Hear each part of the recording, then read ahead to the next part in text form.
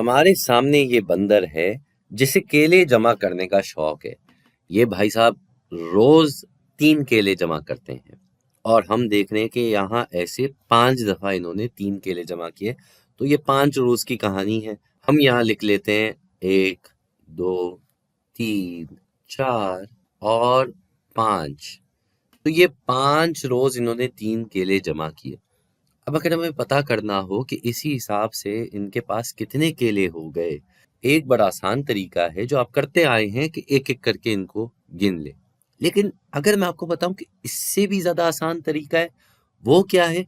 जब भी आपके पास इस तरह बराबर ग्रुप के आइटम हो, बराबर ग्रुप की चीजें हों, तो आप उन्हें पारों में गिन सकते हैं। भाई पारों में गिनने का क्या मतलब है?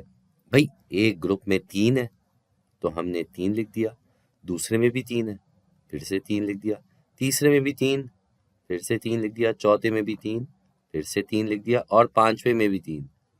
ये हमने 5 दफा 3 लिख दिया और इन्हीं को आपस में जमा कर दिया भाई। बिल्कुल।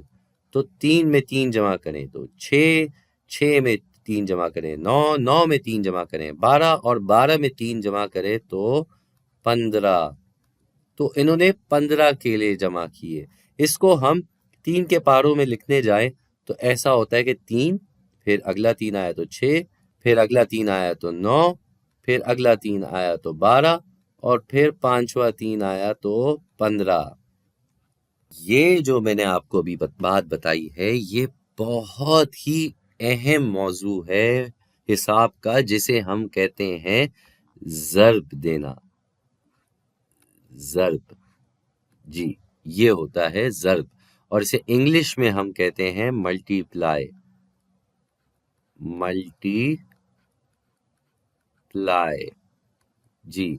तो ये बहुत ही अहम मौजू है हिसाब का, जहां पे हमें एक एक करके गिनना या ऐसे एक एक करके बार बार जमा करना, इससे ज्यादा आसान तरीका होता है मल्टीप्लाई करना या ज़र्ब देना। जैसे कि यहाँ पे 3 केले थे, 3 केलों का एक ग्रुप था और ऐसे 5 ग्रुप थे। तो इसके लिए हम लिखते क्या हैं? हम ये 3 लिखेंगे, हम ये 5 लिखेंगे और इनके दरमियान ये निशान डालेंगे।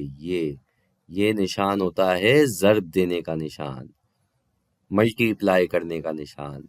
और ये जो हमने 3 के बारों में 5 दफा गिना है तो 15 आ जाएगा इसका जवाब। जैसे आप जानते हैं, अब तक आपने जमा करने के बारे में देखा है, घटाने के बारे में देखना है, या तफरीक कह लें इसको, तो इनके निशान कुछ ऐसे होते हैं, ये होते हैं इनके निशान। लेकिन इसी तरीके से ज़र्ब करने का निशान कुछ यूं होता है और इसी तरीके से आप अपने जवाबात पे आ सकते हैं पारों में गिन के। तो ये बहुत ज़रूरी काम है जो हम आगे की वीडियोस में मज़ीद तफसील से देखेंगे।